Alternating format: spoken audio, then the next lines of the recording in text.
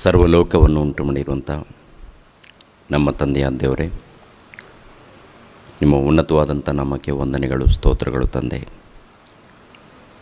ಪರಿಶುದ್ಧ ಗ್ರಂಥದಲ್ಲಿ ಬರೆಯಲ್ಪಟ್ಟಿರುವಂಥ ನಿಮ್ಮ ಮಾತುಗಳನ್ನು ತಿಳಿಸುವಾಗ ತಂದೆ, ಇದ್ದದ್ದು ಇದ್ದ ಹಾಗೆ ಮಾತನಾಡೋದಕ್ಕೆ ಸಹಾಯ ಮಾಡಿ, ಕೇಳುವಂಥ ನಿಮ್ಮ ಮಕ್ಕಳು ತುಂಬ ಜಾಗ್ರತೆಯಿಂದ ಕೇಳಿ ನಿಮ್ಮ ಮಾತುಗಳನ್ನು ಅರ್ಥ ಮಾಡಿಕೊಂಡು ಈ ಲೋಕದಲ್ಲಿ ನೀವು ಮೆಚ್ಚುವಂಥ ರೀತಿಯಲ್ಲಿ ಜೀವಿಸಿ ನಿಮ್ಮನ್ನು ಮಹಿಮೆಪಡಿಸಿ ಆತ್ಮೀಯ ರೀತಿಯಲ್ಲಿ ಸತ್ಯಕ್ಕೆ ತಕ್ಕ ಹಾಗೆ ಆರಾಧಿಸಿ ಈ ಜೀವಿತ ಕಾಲವನ್ನು ಮುಗಿಸಿಕೊಂಡು ತಂದೆಯಾದ ದೇವರೇ, ನೀವಿರುವಂಥ ಪರಲೋಕವನ್ನು ಪಡೆದುಕೊಳ್ಳೋದಕ್ಕೆ ಸಹಾಯವನ್ನು ದಯಪಾಲಿಸಬೇಕೆಂಬುದಾಗಿ ಯೇಸು ಕ್ರಿಸ್ತರ ನಾಮದಲ್ಲಿ ಈ ಪ್ರಾರ್ಥನೆಯನ್ನು ಬೇಡ್ತಾ ಇದ್ದೀನಪ್ಪ ತಂದೆ, ಆಮೇನ್.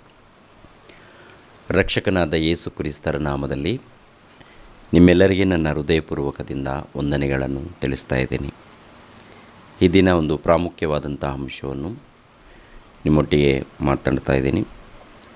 ಮರಗಳನ್ನು ಕಡಿದು ಬೆಂಕಿಯಲ್ಲಿ ಸುಡುವುದು ತೋಟ ಯಜಮಾನನಿಗೆ ನ್ಯಾಯವೋ ಎಂಬ ಅಂಶವನ್ನು ನಿಮ್ಮೊಟ್ಟಿಗೆ ಹಂಚಿಕೊಳ್ತಾ ಇದ್ದೀನಿ.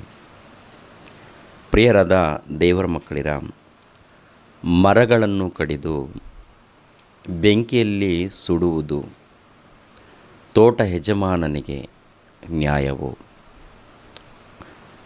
ತೋಟ ಯಜಮಾನನು ತೋಟದಲ್ಲಿ ಅನೇಕ ಗಿಡಗಳನ್ನು, ಮರಗಳನ್ನು ಬೆಳೆಸಿರ್ತಾನೆ.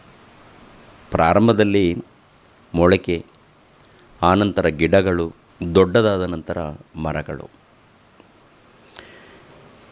ಒಬ್ಬ ತೋಟ ಯಜಮಾನನು ತೋಟದಲ್ಲಿ ಗಿಡಗಳನ್ನು, ಮರಗಳನ್ನು ಬೆಳೆಸಿಕೊಂಡಿದ್ದಾನೆ ಅಂದರೆ ಅದರ ಮೂಲಕ ಆ ಯಜಮಾನನಿಗೆ ಪ್ರತಿಫಲಗಳು ಬೇಕು. ಗಿಡಗಳ ಮೂಲಕ ಪ್ರತಿಫಲಗಳು, ಮರಗಳ ಮೂಲಕ ಪ್ರತಿಫಲಗಳು ಬೇಕು, ಹೌದಲ್ವ? ಒಂದು ವೇಳೆ ಆ ಗಿಡಗಳ ಮೂಲಕ ಒಳ್ಳೆ ಪ್ರತಿಫಲ ಇಲ್ಲ ಅಂತ ತಿಳ್ಕೊಳ್ಳಿ, ಖಂಡಿತವಾಗಿ ಕಡ್ದಾಕ್ತಾನೆ, ಸುಟ್ಟು ಬೂದಿನೂ ಮಾಡ್ತಾನೆ. ನ್ಯಾಯವು ಅಂತಂದರೆ ಅದು ಅವರಿಗೆ ನ್ಯಾಯ ಅಂತ ಎಲ್ಲರೂ ಹೇಳ್ತಾರೆ, ಹೌದಲ್ವಾ? ಈ ಭೂಮಿಯ ಮೇಲೆ ಪ್ರತಿ ಮನುಷ್ಯನೂ ಒಪ್ಪಿಕೊಳ್ತಾನೆ ಇದನ್ನು. ಪ್ರತಿ ಮನುಷ್ಯನೂ ಇದು ನ್ಯಾಯ. ಯಾಕೆಂದರೆ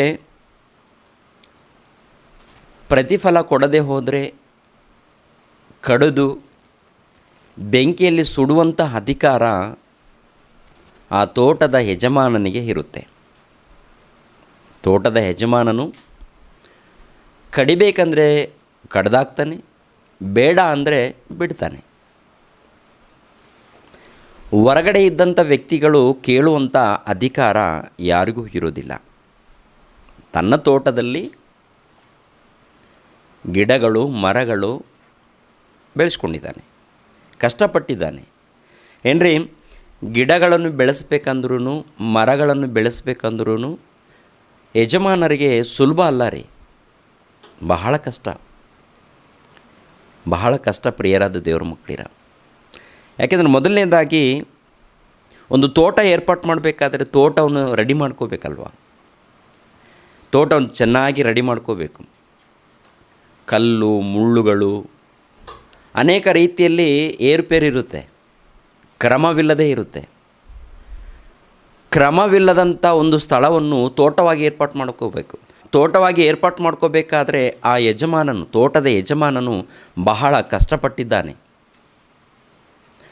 ಆನಂತರ ಬೀಜವನ್ನು ಬಿತ್ತಿದ್ದಾನೆ, ಮೊಳಕೆ ಬರುತ್ತೆ. ಮೊಳಕೆ ಬಂದ ನಂತರ ಯಾವುದಾದ್ರೂ ಕೆಟ್ಟ ಹುಳಗಳು ಬಂದು ತಿಂದಾಕ್ತವೇನೋ, ಅಥವಾ ಏನಾದರೂ ಅಂದರೆ ದುಷ್ಟ ಮೃಗಗಳು ಇಲ್ಲ ಏನಾದರೂ ಪ್ರಾಣಿಗಳು ಬಂದು ತಿಂದಾಕ್ತವೆ ಅಂತ ನೋಡಿ ತುಂಬ ಎಚ್ಚರಿಕೆಯಿಂದ ಕಾಪಾಡಿಕೊಂಡು ಬರ್ತಾನೆ ಯಜಮಾನನು ತನ್ನ ಸೇವಕರನ್ನಿಟ್ಟು. ಗುಮಾಸ್ತರನ್ನಿಟ್ಟು ತೋಟದ ಯಜಮಾನನು ಕಾಪಾಡಿಕೊಂಡು ಬರ್ತಾನೆ. ಮೊಳಕೆಗಳು, ಗಿಡಗಳು, ಮರಗಳು, ಅದಕ್ಕೆ ಬೇಕಾಗಿರುವಂಥ ಗೊಬ್ಬರ ಹಾಕ್ತಾನೆ, ಅದಕ್ಕೆ ಬೇಕಾಗಿರುವಂಥ ನೀರು, ಅದಕ್ಕೆ ಬೇಕಾಗಿರುವಂಥ ಎಲ್ಲ ವ್ಯವಸ್ಥೆಯನ್ನು ಮಾಡಿ ಕಾಪಾಡಿಕೊಂಡು ಬರ್ತಾನೆ. ಆ ಯಜಮಾನನಿಗೆ ಒಂದು ಆಸೆ ಇರುತ್ತೆ. ಏನಿರುತ್ತೆ? ದ್ರಾಕ್ಷಿ ತೋಟ ಹಾಕಿದಾನಂತ ತಿಳ್ಕೊಳ್ಳಿ. ದ್ರಾಕ್ಷಿ ತೋಟ ಹಾಕಿದ ನಂತರ ಗಿಡಗಳ ಮೂಲಕ, ದ್ರಾಕ್ಷದ ಬಳ್ಳಿಗಳ ಮೂಲಕ ಎದುರು ನೋಡುವಂಥದ್ದೇನು ಯಜಮಾನ? ದ್ರಾಕ್ಷ ಹಣ್ಣುಗಳು. ದ್ರಾಕ್ಷ ಹಣ್ಣುಗಳಲ್ಲಿ ಉಳುಕು ದ್ರಾಕ್ಷಿ ಹಣ್ಣುಗಳು, ಒಳ್ಳೆ ದ್ರಾಕ್ಷಿ ಹಣ್ಣುಗಳು, ಎರಡು ರೀತಿಯಲ್ಲಿ ಇರುತ್ತೆ. ಎರಡೂ ರೀತಿಯಲ್ಲಿ ಒಳ್ಳೆ ದ್ರಾಕ್ಷಿ ಹಣ್ಣುಗಳು. ಇನ್ನೊಂದು ರೀತಿಯಲ್ಲಿ ಪ್ರಿಯರಾದ ದೇವರ ಮಕ್ಕಳಿರ, ಒಳ್ಳೆ ತಿನ್ನಲಿಕ್ಕೆ ರುಚಿಯಾಗಿರಬೇಕು, ತಿನ್ನೋದಕ್ಕೂ ರುಚಿಯಾಗಿರಬೇಕು. ಕಹಿ ಇರಕೂಡ್ದು, ಭಯಂಕರ ಹುಳಿ ಇರಕೂಡ್ದು. ಹುಳಿ ಇರುತ್ತೆ ಸ್ವಲ್ಪ ಪರವಾಗಿಲ್ಲ, ಹೆಚ್ಚಾಗಿ ಹುಳಿ ಇರಕೂಡ್ದು. ಇಲ್ಲಾಂದರೆ ಕಹಿ ಇರಕೂಡ್ದು. ಇಲ್ಲಾಂದರೆ ಉಳುಕು ಹಣ್ಣುಗಳು ಹುಟ್ಟಬಾರ್ದು. ಒಳ್ಳೆ ಹಣ್ಣುಗಳು ಎದುರು ನೋಡ್ತಾನೆ. ಯಾವುದೇ ಒಂದು ಹಣ್ಣಿನ ತೋಟ ಹಾಕಿರ್ಬೋದು ಒಬ್ಬ ಯಜಮಾನನು, ಅದರ ಮೂಲಕ ಒಳ್ಳೆ ಹಣ್ಣುಗಳು. ಹೂವಿನ ತೋಟ ಹಾಕಿದರೆ ಒಳ್ಳೆ ಹೂವುಗಳು. ಇನ್ನು ಬೇರೆ ಬೇರೆ ಕಾಯಿಗಳ ತೋಟ ಹಾಕಿದ್ದಾನ, ಒಳ್ಳೆ ಕಾಯಿಗಳು. ಅಂದರೆ ಭೂಮಿಯ ಮೇಲೆ ಒಬ್ಬ ಯಜಮಾನನು ಒಳ್ಳೆಯ ರೀತಿಯಲ್ಲಿ ಹಣ್ಣುಗಳು ಬರಬೇಕು. ಹೂಗಳು ತೋಟಗಳು ಮಾಡಿರುವಂಥ ವ್ಯಕ್ತಿಗಳು, ಯಜಮಾನರು ಒಳ್ಳೆ ರೀತಿಯಲ್ಲಿ ಹೂಗಳು ಕೊಡಬೇಕು, ಹಣ್ಣುಗಳು ಕೊಡಬೇಕು ಎಂದು ಭೂಮಿಯ ಮೇಲೆ ಒಬ್ಬ ಯಜಮಾನನು ಎದುರು ನೋಡ್ತಾನೆ. ಮೊದಲನೇ ವರ್ಷ ಉಳುಕು ಹಣ್ಣುಗಳು ಕೊಟ್ಟಿದೆ ಅಂತ ತಿಳ್ಕೊಳ್ಳಿ. ಕಹಿ ಹಣ್ಣುಗಳು, ಉಳುಕು ಹಣ್ಣುಗಳು, ಅದರ ಮೂಲಕ ನಷ್ಟವಾಗಿದೆ. ಕೆಲಸ ನಷ್ಟ, ಆರೋಗ್ಯ ನಷ್ಟ, ಕೂಲಿ ನಷ್ಟ ಆಗಿದೆ. ಅದ್ರ ಮೂಲಕ ಲಾಭ ಬಂದಿಲ್ಲ. ಒಂದು ವರ್ಷ ಏನು ಮಾಡ್ತಾನೆ? ಹೋಗಲಿ ಬಿಡು ಅಂತಾನೆ, ಹೌದಲ್ವಾ? ಒಂದು ವರ್ಷ ಹೋಗಲಿ ಬಿಡು ಅಂತಾನೆ. ಎರಡನೇ ವರ್ಷಕ್ಕೆ ಮತ್ತೆ ನೋಡ್ತಾನೆ, ಮತ್ತೆ ಎಲ್ಲ ರೀತಿಯಲ್ಲಿ ಗೊಬ್ಬರ ಹಾಕ್ತಾನೆ, ಸೇವಕರನ್ನಿಟ್ಟು ನೀರನ್ನು ಹಾಕಿ ಎಲ್ಲ ರೀತಿಯಲ್ಲಿ ಕಾಪಾಡಿಕೊಳ್ಳೋದಕ್ಕೆ, ಬೆಳೆಸೋದಕ್ಕೆ ಎಲ್ಲ ವ್ಯವಸ್ಥೆಯನ್ನು ಮಾಡ್ತಾನೆ. ಪ್ರಿಯರಾದ ದೇವರ ಮಕ್ಕಳಿರ, ಎರಡನೇ ವರ್ಷದಲ್ಲಿ ಕೂಡ ಒಳ್ಳೆ ಹಣ್ಣುಗಳು ಬಂದಿಲ್ಲ. ಒಂದು ವೇಳೆ ಬಂದರೂ ಕೂಡ ಉಳುಕು ಹಣ್ಣುಗಳು, ಕೊಳೆತು ಹಣ್ಣುಗಳು, ಇಲ್ಲಾಂದರೆ ಕೆಟ್ಟ ಹಣ್ಣುಗಳು, ಹೊಲಸು ಹಣ್ಣುಗಳು ಬಂದಿದೆ ಅಂತ ತಿಳ್ಕೊಳ್ಳಿ. ಅದ್ರ ಮೂಲಕ ಮತ್ತೆ ಲಾಸ್ ಆಗ್ತಾನೆ. ಮತ್ತು ಮೂರನೇ ವರ್ಷ ಮತ್ತೆ ನೋಡ್ತಾನೆ, ಮತ್ತೆ ಲಾಸ್ ಆಯಿತು. ಒಂದು ವೇಳೆ ತಾಳ್ಮೆ ಇದ್ದರೆ ಇನ್ನೊಂದು ವರ್ಷ ನೋಡ್ತಾನೆ, ಮತ್ತೆ ತಾಳ್ಮೆ ಇದ್ದರೆ ಇನ್ನೊಂದು ವರ್ಷ ನೋಡ್ತಾನೆ. ಎಷ್ಟರ ಮಟ್ಟಿಗೆ ತಾಳ್ಮೆ ಇರುತ್ತೋ ಅಷ್ಟರ ಮಟ್ಟಿಗೆ ಒಬ್ಬ ಯಜಮಾನನು ತಾಳ್ಮೆಯಿಂದ ನೋಡ್ತಾನೆ. ಪ್ರತಿ ವರ್ಷ ಲಾಸ್ ಆಯಿತು, ಪ್ರತಿ ವರ್ಷ ಆಸ್ತಿ ನಷ್ಟ, ಆರೋಗ್ಯ ನಷ್ಟ, ಗುಮಾಸ್ತರಿಗೆ ಕೊಡುವಂಥ ಸಂಬಳ ನಷ್ಟ, ಎಲ್ಲ ರೀತಿಯಲ್ಲಿ ನಷ್ಟವಾಗ್ತಾ ಇದ್ದರೆ ಆ ಯಜಮಾನನು ಕೊನೆಯದಾಗಿ ಮಾಡುವಂಥದ್ದು ಏನಪ್ಪ ಅಂದರೆ, ಎಲ್ಲ ಗಿಡಗಳನ್ನು, ಎಲ್ಲ ಮರಗಳನ್ನು ಕಡ್ದಾಕಿ, ಅವನ್ನೆಲ್ಲ ಕಡ್ದಾಕಿ ಏನು ಮಾಡ್ತಾನೆ?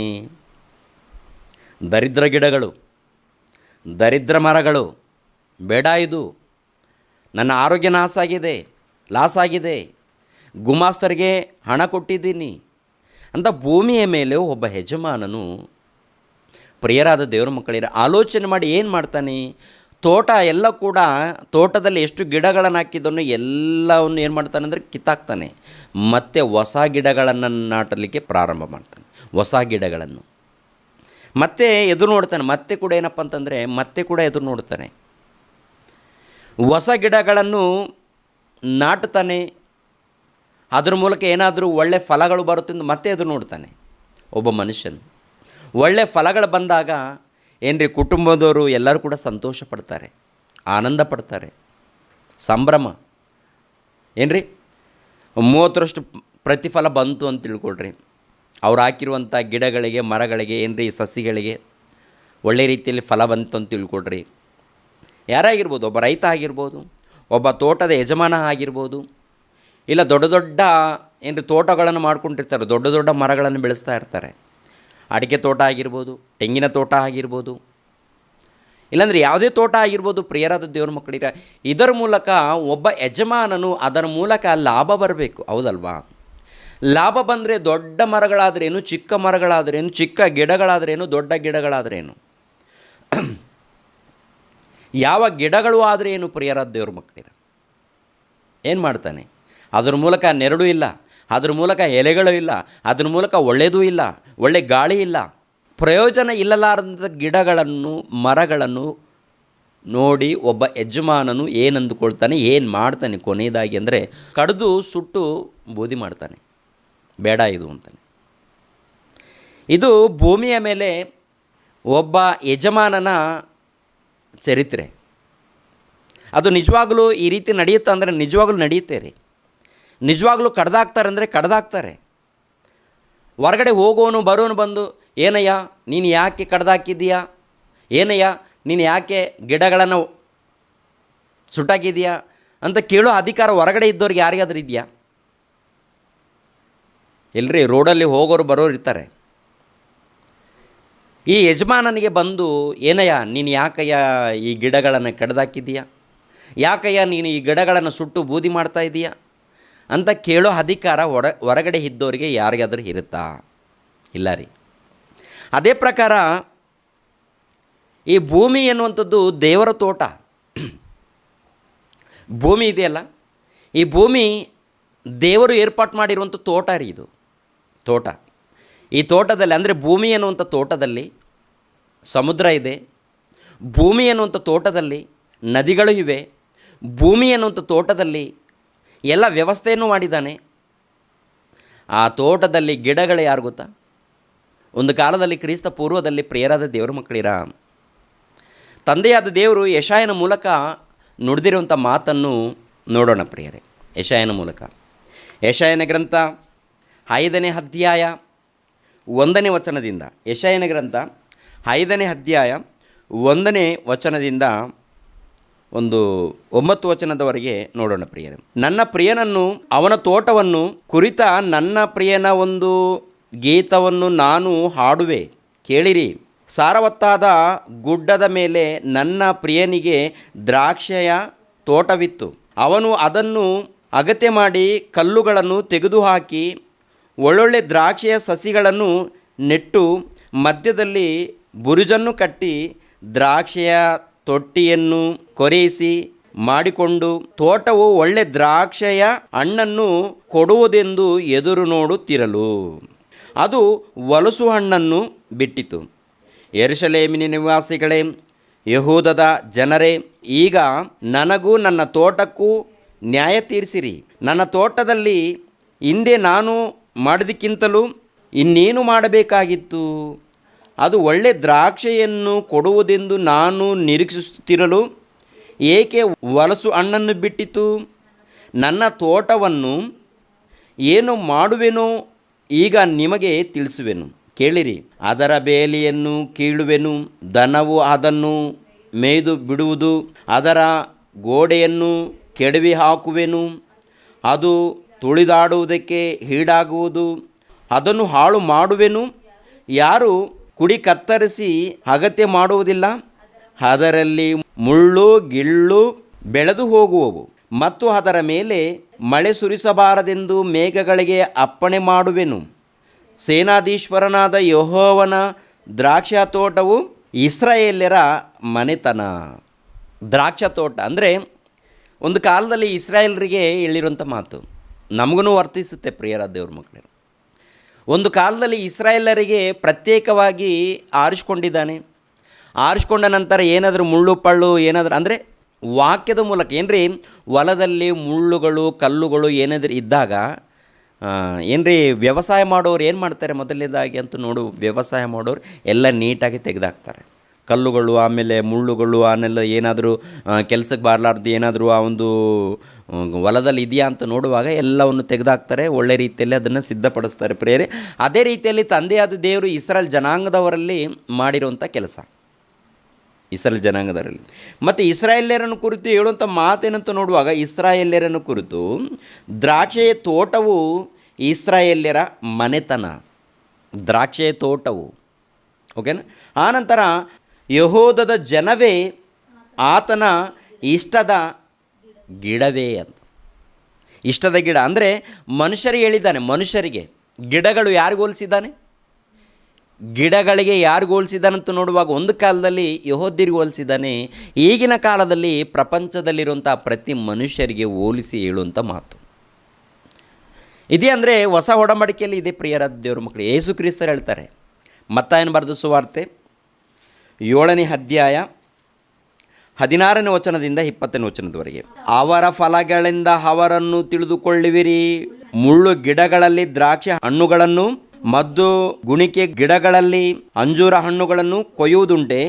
ಹಾಗೆಯೇ ಒಳ್ಳೆ ಮರಗಳನ್ನೆಲ್ಲ ಒಳ್ಳೆ ಫಲವನ್ನು ಕೊಡುವವು, ಉಳುಕು ಮರವು ಕೆಟ್ಟ ಫಲವನ್ನು ಕೊಡುವುದು.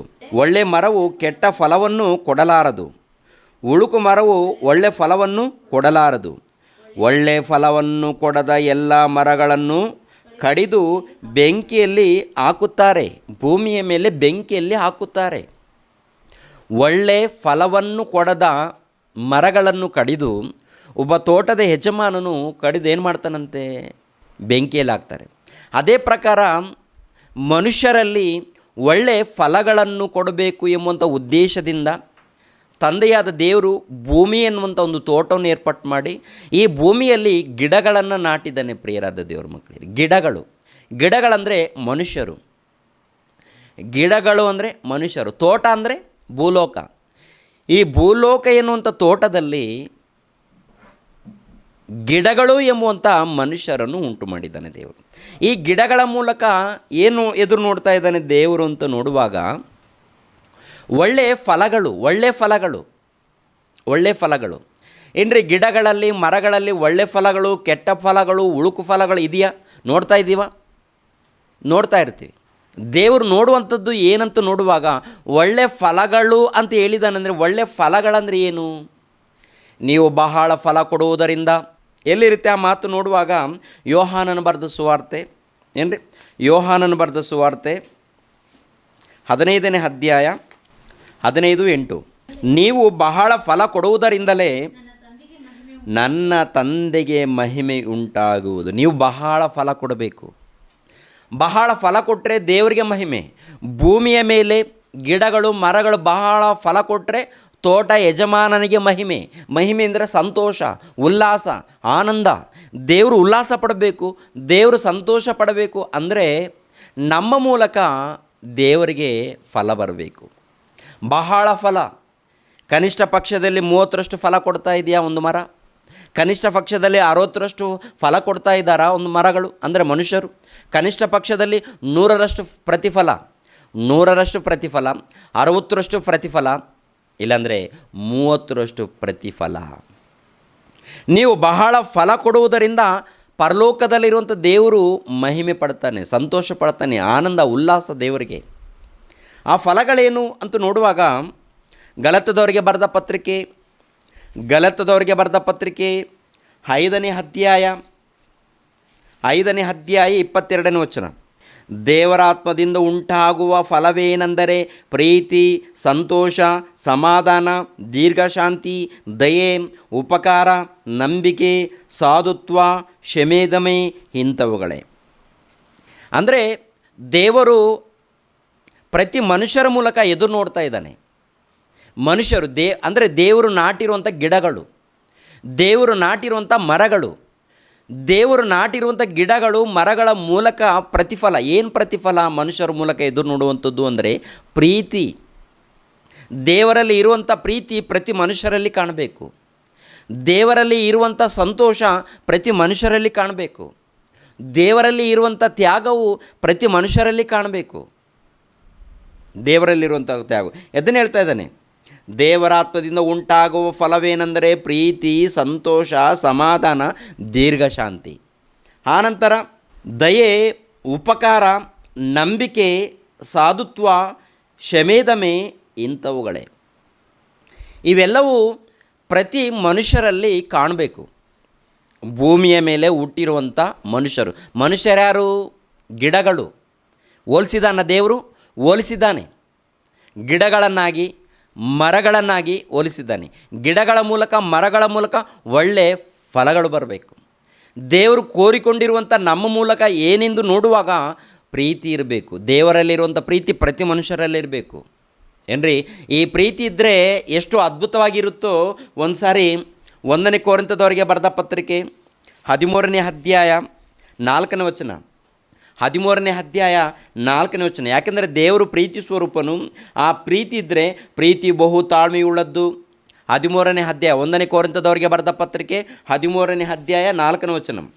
ಪ್ರೀತಿ ಬಹು ತಾಳ್ಮೆಯುಳ್ಳದ್ದು, ಪ್ರೀತಿ ದಯ ತೋರಿಸುವುದು, ಪ್ರೀತಿ ಹೊಟ್ಟೆಕಿಚ್ಚು ಪಡುವುದಿಲ್ಲ, ಪ್ರೀತಿ ಹೊಗಳಿಕೊಳ್ಳುವುದಿಲ್ಲ, ಉಬ್ಬಿಕೊಳ್ಳುವುದಿಲ್ಲ, ಮರ್ಯಾದೆಗೆಟ್ಟು ನಡೆಯುವುದಿಲ್ಲ, ಸ್ವಪ್ರಯೋಜನವನ್ನು ಚಿಂತಿಸುವುದಿಲ್ಲ, ಸಿಟ್ಟುಗೊಳ್ಳುವುದಿಲ್ಲ, ಅಪಕಾರವನ್ನು ಮನಸ್ಸಿನಲ್ಲಿ ಇಟ್ಟುಕೊಳ್ಳುವುದಿಲ್ಲ, ಅನ್ಯಾಯವನ್ನು ನೋಡಿ ಸಂತೋಷ ಪಡದೆ ಸತ್ಯಕ್ಕೆ ಜಯವಾಗುವಲ್ಲಿ ಸಂತೋಷ ಪಡುತ್ತದೆ, ಎಲ್ಲವನ್ನು ಅಡಗಿಸಿಕೊಳ್ಳುತ್ತದೆ, ಎಲ್ಲವನ್ನು ನಂಬುತ್ತದೆ, ಎಲ್ಲವನ್ನು ನಿರೀಕ್ಷಿಸುತ್ತದೆ, ಎಲ್ಲವನ್ನು ಸಹಿಸಿಕೊಳ್ಳುತ್ತದೆ.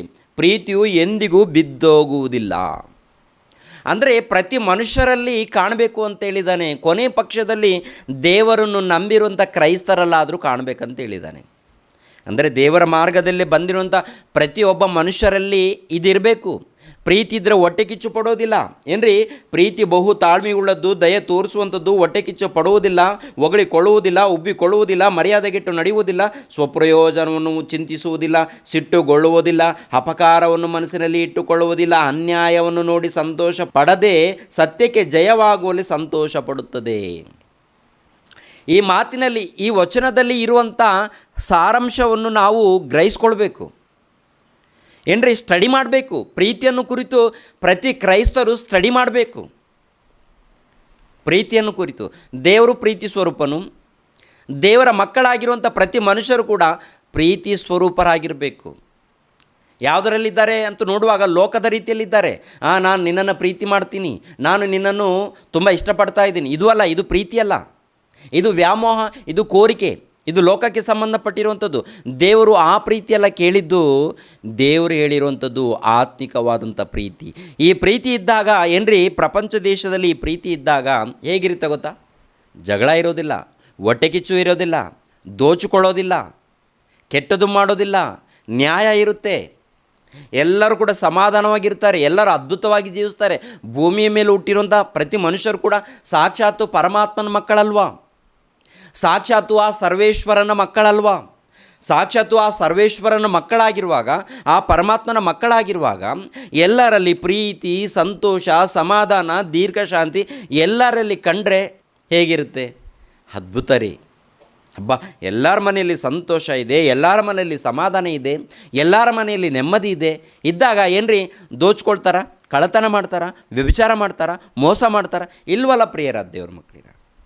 ಎಲ್ಲರ ಮನೆಯಲ್ಲಿ ಒಳ್ಳೆ ಪ್ರೀತಿ ಇದೆ. ದೇವರ ಪ್ರೀತಿ ಇದ್ದಾಗ ಕಳ್ಳತನ ಮಾಡ್ತಾರ, ದೇವರ ಪ್ರೀತಿ ಇದ್ದಾಗ ದೋಚ್ಕೊಳ್ತಾರ, ದೇವರ ಪ್ರೀತಿ ಇದ್ದಾಗ ಒಬ್ರಿಗೊಬ್ಬರು ಬಡ್ದಾಡ್ಕೊಂಡು ಸಾಯ್ತಾರ. ಏನ್ರಿ, ಪ್ರಪಂಚ ದೇಶದಲ್ಲಿ ನೋಡುವಾಗ ಯುದ್ಧಗಳು, ಮಾರಣ ಕಾಂಡಗಳು ನಡೀತಾ ಇದೆ. ಇಸ್ರೇಲ್ ದೇಶದಲ್ಲಿ ಬಾಂಬ್ಗಳನ್ನು ಉಡಾಯಿಸಿದ್ದಾರೆ. ಯಾಕೆ? ಪ್ರೀತಿ ಇದೆಯಾ? ನಾವು ದೇವರ ಮಕ್ಕಳು, ನಾವು ದೇವರ ಭಕ್ತರು. ದೇವರ ಭಕ್ತರಂತ ಹೇಳಿಕೊಳ್ಳುವವರೇ ಏನ್ರಿ ಒಡೆದಾಡ್ಕೊಂಡು ಬಡ್ದಾಡ್ಕೊಂಡು ಇದ್ದಾರಂತಂದ್ರೆ ಎಲ್ರಿ ಪ್ರೀತಿಯಲ್ಲಿ ಇದೆ ರೀ? ಪ್ರೀತಿ ಇದೆಯಾ? ಎಲ್ಲರೂ ಭಕ್ತರು ತಾನೇ? ಎಲ್ಲರೂ ಭಕ್ತರ? ಎಲ್ಲರೂ ಭಕ್ತರೇ. ಏನ್ರಿ, ಇಸ್ರಾಯೇಲರು ಭಕ್ತರು, ಮುಸಲ್ಮಾನರು ಭಕ್ತರು, ಕ್ರೈಸ್ತರು ಭಕ್ತರು, ಹಿಂದೂಗಳು ಭಕ್ತರು, ಎಲ್ಲರೂ ಭಕ್ತರು, ಎಲ್ಲರೂ ದೇವರ ಭಕ್ತರು. ಎಲ್ಲರೂ ದೇವರ ಭಕ್ತರಾಗಿರುವಾಗ ಹೊಡೆದುಕೊಂಡು ಸಾಯೋದು ದೇವ್ರು ಹೇಳ್ತಾರಾ? ಬಾಂಬ್ಗಳನ್ನು ಹಾಕಿ ಉಡಾಯಿಸ್ರಿ, ಕೊಂದಾಕ್ರಿ, ಸಾಯಿಸ್ರಿ ಅಂತ ದೇವರು ಹೇಳ್ತಾರ ಪ್ರಿಯರೇ? ದೇವರ ಹೆಸರ ಮೇಲೆ ಮಾರಣ ಕಾಂಡಗಳು ನಡೀತಾ ಇದೆ. ದೇವರ ಹೆಸರನ್ನು ಹೇಳ್ಕೊಂಡು, ಇದು ನಂದು ಭೂಮಿ, ಇದು ನಿಂದು ಭೂಮಿ, ಇದು ನಂದು ಜಾಗ, ಇದು ನಿಂದು ಜಾಗ, ಇದು ನನ್ನ ದೇಶ, ಇದು ನಿನ್ನ ದೇಶ, ಇದು ನನ್ನ ಭಾಷೆಗಳು, ಇದು ನಿನ್ನ ಭಾಷೆಗಳು, ಇದು ನನ್ನ ಮತ, ಇದು ನಿನ್ನ ಮತ, ಇದು ನನ್ನ ಧರ್ಮ, ಇದು ನಿನ್ನ ಧರ್ಮ